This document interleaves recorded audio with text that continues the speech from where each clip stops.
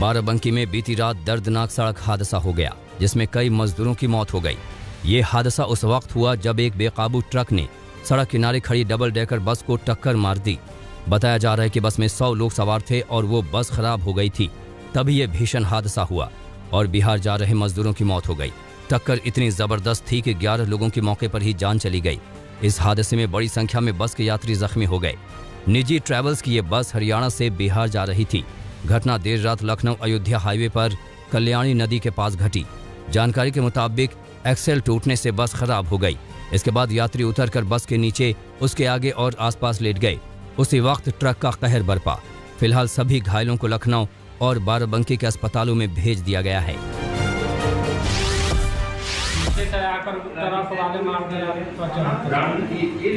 कहाँ से आ रहे थे और कहाँ जा रहे थे? हम लोग पंजाब से आ रहे थे और बिहार जा रहे थे। किस गाड़ी से थे आप? हम लोग बस से। कितने लोग थे बस में? 160 लोग। होशियारपुर में बदमाशों ने कार बाजार में हमला किया, कई कारों में तोड़फोड़ की। वहां मौजूद लोगों पर भी बदमाशों ने हमला किया, जिसमें एक शख्स गंभीर रूप से जख्मी हो गया। हालांकि कार बाजार के मालिक छिप गए, जिस वजह से वो बच गए। वारदात की पूरी तस्वीरें सीसीटीवी कैमरे में कैद हैं। बताया जा रहा है कि इस हमले के पीछे कारोबारी विवाद है। आरोपियों में कांग्रेस पार्षद नवाब हुसैन का भी नाम आ रहा है, जिसने 12 आरोपियों के साथ मारपीट और तोड़फोड़ की।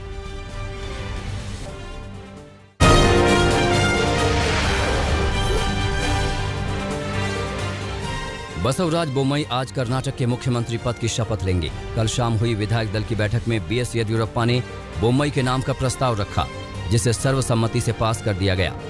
बोम्मई कर्नाटक के गृह मंत्री हैं और आज वो प्रदेश के नए मुख्यमंत्री बनेंगे। बोम्मई के लिंगायत समुदाय पर अच्छी पकड़ मानी जाती है। दिल्ली दौरे पर पहुंची पश्चिम बंगाल की मुख्यमंत्री ममता बनर्जी आज कांग्रेस अध्यक्ष सोनिया गांधी से मुलाकात करेंगी। इसके साथ ममता विपक्ष के कई और नेताओं से भी मिल सकती हैं। कल ममता बनर्जी पीएम मोदी से मिली थीं। इस मुलाकात के दौरान ममता बनर्जी ने पीएम मोदी से पेगासस जासूसी मामले की जांच कराने की मांग की थी। साथ ही पश्चिम बंगाल की आबादी के हिसाब से वैक्सीन की मांग की थी। पीएम से मिलने से पहले ममता बनर्जी कांग्रेसी नेता कमलनाथ और आनंद शर्मा से भी मिली। वैक्सीन को लेकर और थोड़ा बंगाल को स्टेट का जो नेम चेंज करने का बात है, उसका बारे में मैंने चर्चा किया कि बहुत दिन हो गया, इसको आप मेहरबानी करके कर दीजिए। यही दोनों बात में हमारा बात हुआ है। ये नहीं करना चाहिए। पेगासस में मैं चाहती हूँ कि प्राइम मिनिस्टर एक और पॉलिटिकल पार्टी मीटिंग बुला के सबके साथ बात करके ओपिनियन लेके कोई ना कोई सुप्रीम कोर्ट से इंक्वायरी हम लोग को होना चाहिए। विधानसभा चुनाव से पहले दिल्ली में यूपी के बीजेपी सांसदों की बड़ी बैठक होगी। आज और कल बीजेपी सांसदों की बैठक होनी है। इस बैठक में मुख्यमंत्री योगी आदित्यनाथ, यूपी बीजेपी के अध्यक्ष स्वतंत्र देव सिंह, प्रदेश संगठन मंत्री सुनील बंसल और प्रभारी राधा मोहन सिंह मौजूद रहेंगे। बीजेपी के राष्ट्रीय अध्यक्ष जेपी नड्डा भी इस बैठक में शामिल हो सकते हैं। आज ब्रिज पश्चिम और कानपुर क्षेत्र के सांसदों की बैठक होगी, जबकि कल अवध, काशी और गोरखपुर के सांसद बैठक में पहुंचेंगे। माना जा रहा है कि बैठक में यूपी चुनाव की रणनीति पर चर्चा होगी। राजस्थान में सीएम अशोक गहलोत और सचिन पायलट के बीच खींचतान खत्म करने के लिए कांग्रेस ने कोशिशें तेज कर दी हैं। राजस्थान कांग्रेस के प्रभारी अजय माकन हफ्ते भर में दूसरी बार जयपुर पहुंचे हैं। बताया जा रहा है कि अगस्त के पहले या दूसरे हफ्ते में राजस्थान कैबिनेट में फेरबदल हो सकता है। सूत्रों के मुताबिक इस फेरबदल में पायलट खेमे के 4 से 6 विधायकों को मंत्री पद मिल सकता है। पंजाब कांग्रेस के अध्यक्ष नवजोत सिंह सिद्धू ने सीएम अमरिंदर से मुलाकात की। मुलाकात में सिद्धू ने अमरिंदर सिंह को एक चिट्ठी सौंपी। साथ ही पंजाब सरकार की कार्यप्रणाली को बेहतर बनाने के लिए आला कमान के 18 सूत्रीय कार्यक्रम की भी याद दिलाई। सिद्धू ने अपनी चिट्ठी की पहली ही लाइन में लिखा है कि पंजाब सरकार को आज दृढ़ फैसले लेने की जरूरत है। साथ ही ऐसे नेतृत्व की भी जरूरत है जो सभी को साथ लेकर चले। सिद्धू ने अपनी चिट्ठी में फिर वही मुद्दे उठाए हैं जिसे लेकर वो पहले कैप्टन सरकार को घेरते रहे हैं।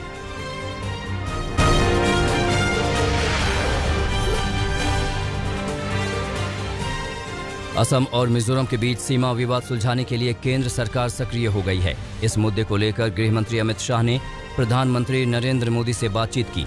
आज दोनों राज्यों के मुख्य सचिवों से भी गृह मंत्री बातचीत कर सकते हैं। सीमा विवाद को लेकर सोमवार को असम और मिजोरम के बीच हिंसा भड़क गई थी। हिंसा में असम पुलिस के 5 जवान शहीद हो गए थे। हिंसा को लेकर दोनों राज्य एक दूसरे पर आरोप लगा रहे हैं। I am protecting my land, but I am not firing back at you. This is how I am sending the message that even at the provocation, today I have asked my police to give security to every Mizo people living in Assam. Because we don't want to bring that fight to the innocent level, innocent people level. I cannot do that, but yes, I am not going to leave an inch of my land. Our people will die, we will die, but we will not allow our land to be encroached, and we have not allowed our land to be encroached. Assam और मिजोरम के बीच सीमा विवाद को लेकर सियासत भी गरमाई हुई है। कांग्रेस ने इस मुद्दे पर 7 सदस्यों वाली एक कमेटी बनाई है जो विवाद वाली जगह का दौरा करेगी और इसकी रिपोर्ट पार्टी नेतृत्व को सौंपेगी। उधर लोकसभा में कांग्रेस के उपनेता गौरव गोगोई ने दोनों राज्यों की सीमा पर हुई हिंसक झड़प की जांच की मांग की है। पेगासस जासूसी मामले और किसानों के मुद्दे पर संसद में आज भी हंगामे के आसार हैं। सरकार की बार बार अपील के बावजूद दोनों सदनों में विपक्ष का हंगामा थम नहीं रहा है, जिसके चलते सदन कार्यवाही नहीं चल पा रही है। कल पीएम मोदी ने संसद में जारी हंगामे को लेकर कांग्रेस पर हमला बोला था। बीजेपी के संसदीय दल की बैठक में पीएम मोदी ने कहा था कि कांग्रेस ना सदन चलने देती है और ना ही चर्चा होने देती है। ये गवर्नमेंट खुद परमिशन दी है, ये गवर्नमेंट खुद जासूसी कर रही, वो भी बड़े बड़े संस्थाओं की, आर्मी की, जजेस की, पत्रकारों की, अपोजिशन लीडरों की, सबका। तो ऐसा दुनिया में मैं समझता हूँ कोई भी डेमोक्रेसी जो डेमोक्रेसी तत्वों के ऊपर चलती है वो तो नहीं करती। उत्तर प्रदेश में रोहिंग्या से जुड़े एक रैकेट का खुलासा हुआ है। ये रैकेट बड़ी संख्या में मानव तस्करी में शामिल था। इस रैकेट से जुड़े सदस्य म्यांमार और बांग्लादेश से महिलाओं और बच्चों को लाकर दिल्ली एनसीआर और नोएडा में बसाते थे। यूपीएसटीएस ने इस गिरोह से जुड़े 3 सदस्यों को गिरफ्तार किया है। गिरफ्तार लोगों से पूछताछ कर रैकेट से जुड़े और सदस्यों का पता लगाने की कोशिश की जा रही है। कोरोना की तीसरी लहर की आशंकाओं के बीच एक राहत भरी खबर आई है। स्वास्थ्य मंत्री मनसुख मांडविया ने जानकारी दी कि अगस्त के महीने में बच्चों के लिए भी कोरोना वैक्सीन आ सकती है। देश में अभी अलग अलग लेवल पर बच्चों की वैक्सीन का ट्रायल चल रहा है, जिसमें से कुछ को जल्द ही मंजूरी मिल सकती है।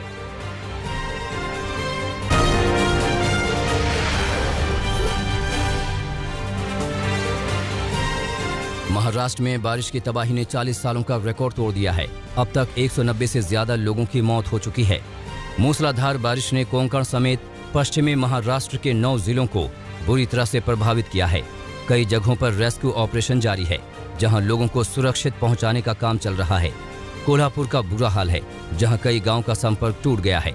एनडीआरएफ की टीम लगातार लोगों को सुरक्षित जगहों पर पहुंचाने का काम कर रही है।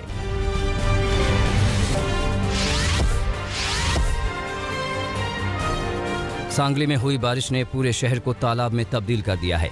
गलियों में पानी भरा है। इस बीच हैरान करने वाली तस्वीर सामने आई है, जहां एक दुल्हा नाव से बारात लेकर पहुंचा और नाव पर ही दुल्हन की विदाई हो गई।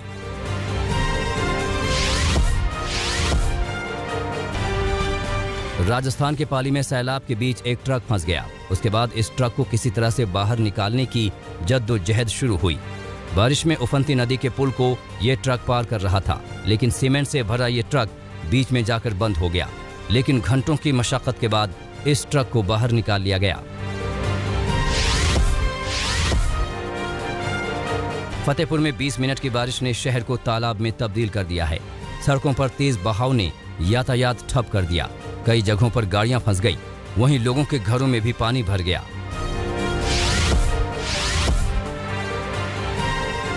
गुना में 48 घंटों की बारिश ने शहर को पानी पानी कर दिया। पार्वती नदी खतरे के निशान से ऊपर बह रही है। जलस्तर बढ़ने से 29 गांव में रेड अलर्ट जारी कर दिया गया है। बारिश के बाद सानाई पुलिस चौकी जलमग्न हो गई है। स्थानीय ग्रामीणों की मदद से चौकी के अंदर फंसे 4 पुलिसकर्मियों को रेस्क्यू कर सुरक्षित बाहर निकाला गया है।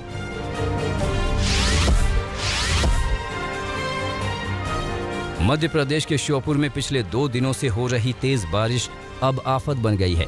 जिले के नदी नाले उफान पर आने के बाद जहां श्योपुर का राजस्थान और एमपी के कई सड़क मार्गों से संपर्क टूट गया है, वहीं जंगली इलाके पहला गांव में बाढ़ का पानी बस्ती से लेकर घरों में घुस गया है। प्रशासन ने सभी क्षेत्रों में सतर्कता बढ़ाकर अलर्ट जारी कर दिया है। पार्वती नदी उफान पर है। कूनो नदी में उफान आने से श्योपुर का ग्वालियर और शिवपुरी से भी सड़क संपर्क टूट गया है।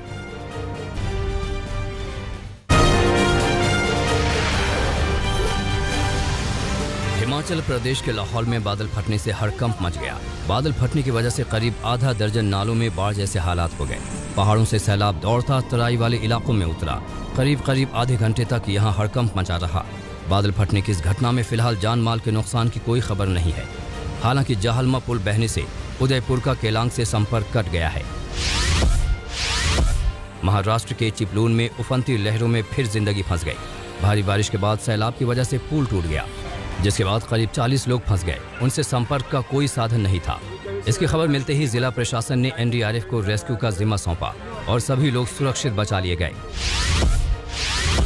वाराणसी में कल शाम 1 घंटे की बारिश ने पोल खोलकर रख दी। बारिश के चलते नगर निगम की ड्रेनेज व्यवस्था ध्वस्त नजर आई। निचले इलाकों का हाल तो सबसे ज्यादा बुरा था। गोदौलिया से दशाश्वमेध मार्ग हो या फिर गिरजाघर या फिर नई सड़क, इन तमाम जगहों पर हालात समंदर जैसे हो गए। कहीं घुटने तक तो कहीं कमर भर पानी से होकर लोगों को गुजरना पड़ा। इससे नाराज लोगों ने नगर निगम के साथ साथ स्थानीय नेताओं पर भी अपना गुस्सा निकाला। गुजरात के भावनगर से एक विहंगम तस्वीर सामने आई है। वहां एक साथ इतनी बड़ी संख्या में काले हिरन का नजारा दिखा। ये वीडियो भावनगर के पास काला हिरन अभ्यारण्य वेलावदर का है। एक साथ 3000 से भी ज्यादा हिरन लाइन से सड़क को क्रॉस कर रहे हैं। बेहद अद्भुत वीडियो वायरल हो रहा है।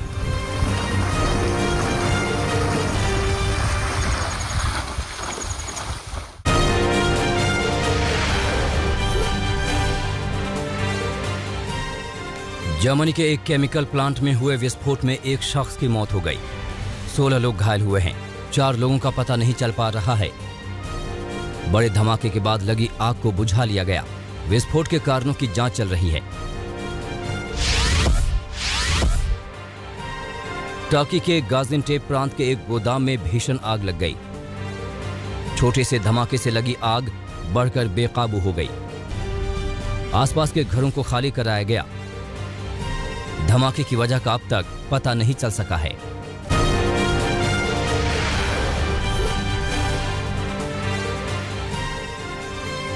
म्यांमार में बाढ़ की वजह से कोरोना का संकट गहरा गया है। अस्पतालों में बाढ़ का पानी घुस गया है। मरीजों को सुरक्षित जगहों पर ले जाया गया। ब्रिटेन में बढ़ते कोरोना मामलों को देखते हुए प्रधानमंत्री बोरिस जॉनसन ने देश के लोगों को आगाह किया। उन्होंने कहा कि लॉकडाउन खत्म हुआ है, वायरस नहीं।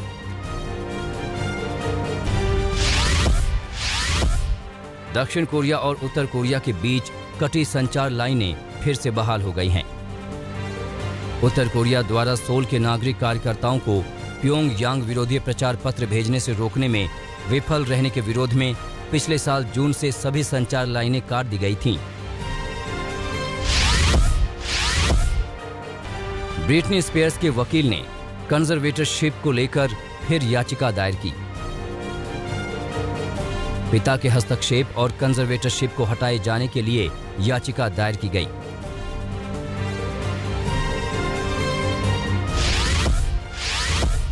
भारत और श्रीलंका के बीच कल होने वाला दूसरा T20 मैच स्थगित कर दिया गया है। ऑलराउंडर कृणाल पांड्या के कोरोना पॉजिटिव पाए जाने के बाद ये फैसला लिया गया है। अगर दोनों टीमों के बाकी सभी खिलाड़ी और सपोर्ट स्टाफ नेगेटिव आते हैं तो ये मैच आज खेला जा सकता है। कृणाल के पॉजिटिव आने के बाद दोनों टीमों को आइसोलेशन में भेज दिया गया है। सभी खिलाड़ियों की रिपोर्ट सामने आने तक ये आइसोलेशन जारी रहेगा।